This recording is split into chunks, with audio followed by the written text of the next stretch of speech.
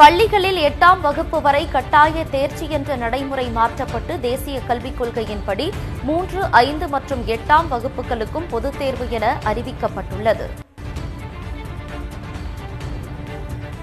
இதுகுறித்த அண்மை செய்தியை தற்போது நாம் பார்த்துக் கொண்டிருக்கிறோம். கூடுதல் விவரங்களோடு செய்தியாளர் மணிவண்ணன் இணைகிறார். மணிவண்ணன், வணக்கம். கூடுதல் விவரம். வணக்கம்.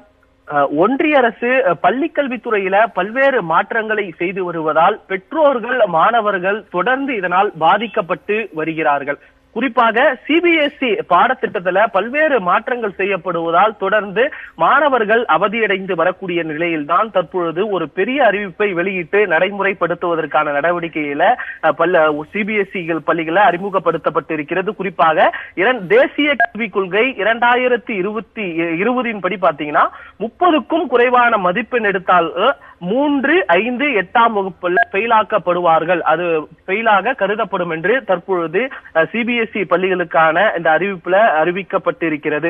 குறிப்பாக தேசிய கல்விக் கொள்கை 2020 படி பாத்தீங்கன்னா 8ஆம் வகுப்பு வரை இருந்த அந்த கட்டாய தேர்ச்சி முறை தற்பொழுது மாற்றப்பட்டிருக்கிறது. அதுல பாத்தீங்கன்னா 3, 5, 8ஆம் வகுப்புல குறைவான மதிப்பெண் பெறும் மாணவர்களை ஃபெயிலாக்கும் முறையை சிபிஎஸ்இ பள்ளிகள்ல தற்பொழுது அறிமுகப்படுத்தப்பட்டிருக்கிறது. ஏற்கனவே இந்த ஆண்டுக்கான அந்த பள்ளி பொதுத் தேர்வு என்பது முடிந்து மாணவர்கள் விடுமுறையில் இருக்கக்கூடிய நிலையில தற்பொழுது இந்த நடைமுறையை அமல்படுத்தப்பட்டிருக்கிறது.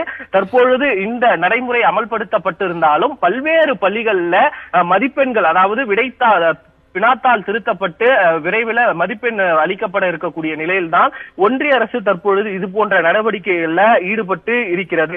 அனைவருக்கும் கல்வி உரிமை சட்டம் 2009 படி பாத்தீங்கன்னா 8ஆம் வகுப்பு வரை கட்டாயம் தேர்ச்சி பெற வேண்டும் என்ற ஒரு சட்டம் இருக்கிறது.